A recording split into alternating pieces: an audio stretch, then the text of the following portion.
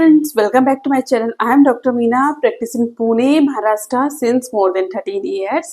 तो आज की इस वीडियो में हम बात करने वाले हैं कि अगर आपके मसूड़ों से दांतों से खून आता है तो उसका क्या रीजन होता है एंड उसका ट्रीटमेंट ऑप्शन क्या होता है। तो वीडियो को लास्ट तक जरूर देखें और हो ना हो वीडियो आपके लिए इंपॉर्टेंट होने वाली है। एंड अगर आपको वीडियो अच्छी लगेगी तो उसको लाइक शेयर एंड सब्सक्राइब जरूर करें। So and hit the bell icon ताकि मेरी आने वाली हर लेटेस्ट वीडियो का अपडेट आपको मिलता रहे। सो लेट्स मसूड़ों से खून आना और दांतों से खून आना ये एक बहुत कॉमन प्रॉब्लम है और कई बार पेशेंट ने कंप्लेन लेके आता है कि मैम हम कुछ खाते हैं, ब्रश करते हैं, कुछ भी खाते हैं तो हमारे माउथ से खून आता है। तो उनको बहुत टेंशन हो जाती है कि ये क्या है, क्यों ऐसा हो रहा है एंड इसका ट्रीटमेंट क्या होगा। तो मोस्टली सबसे पहले मैं आपको बताती हूँ कि मसूड़ों से खून आने का मतलब है कि आपके मसूड़े गंदे हैं, आपके मसूड़ों में इन्फेक्शन है, इसी वजह से खून आता है। इसको मेडिकल टर्म में हम जिंजिवाइटिस बोलते हैं and gingiva means gums and itis means infection. So ये गम्स का इन्फेक्शन होता है, इसीलिए गम से ब्लीडिंग होती है।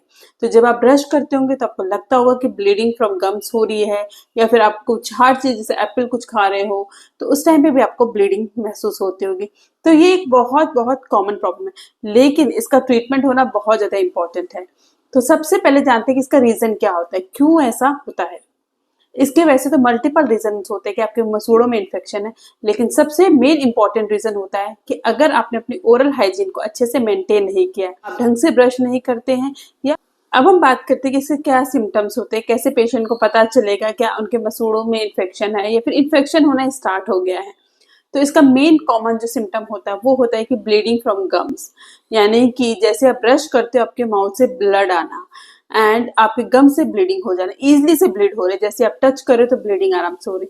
तो आप अपने माउथ में अच्छे ढंग से चेक कर सकते हो कि आपके अगर गम्स लूज हो गए, जैसे कि फोटो में देख रहे हो कि गम्स लूज हो चुके हैं, गम्स में ब्लैक ब्लैक जो स्टेन्स है, कैलकुलस है, hard stone kind of things होती है, ये चिपक गया है एंड आपको खुद ही महसूस होगा कुछ बहुत दांतों में एक ब्लैक कलर का चिपक गया है, आपके माउथ से बैड स्मेल आती है, गंदी स्मेल आती है। आप सिम्टम्स होते हैं जो पेशेंट को महसूस होता है। और अगर आपको इनमें से कुछ भी ऐसा लगता है तो आप तुरंत अपने डेंटिस्ट को विजिट करिए एंड उसको इनिशियल स्टेज पे ही रोक दीजिए। तो आप जानते हैं कि इसका ट्रीटमेंट ऑप्शन क्या होता है।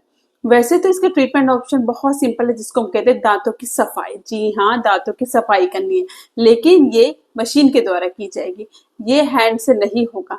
तो ये मशीन अल्ट्रासोनिक मशीन बोलते हैं, इसको अल्ट्रासोनिक स्केलिंग बोलते हैं। इससे दांतों की सफाई की जाएगी। तो इसके लिए आपको ज्यादा कुछ नहीं करना, आपको किसी नियरेस्ट डेंटिस्ट को विजिट करके स्केलिंग कराना है एंड ये एब्सोल्युटली सेफ प्रोसीजर होता है।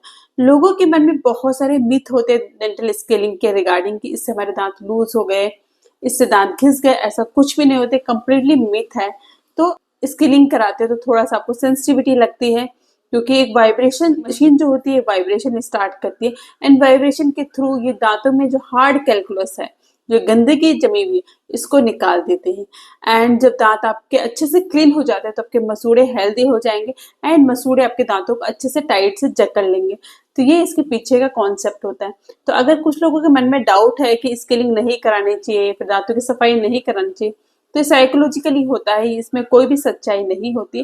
तो आई होप आपको वीडियो अच्छी लगी होगी and if you still have any doubt you can write in the comment box. और आपको समझ में आ गया होगा कि अगर आपके मसूड़े से खून आ रहा है तो उसका क्या रीजन होता है एंड उसका ट्रीटमेंट ऑप्शन क्या होता है। If you is so much for watching my video.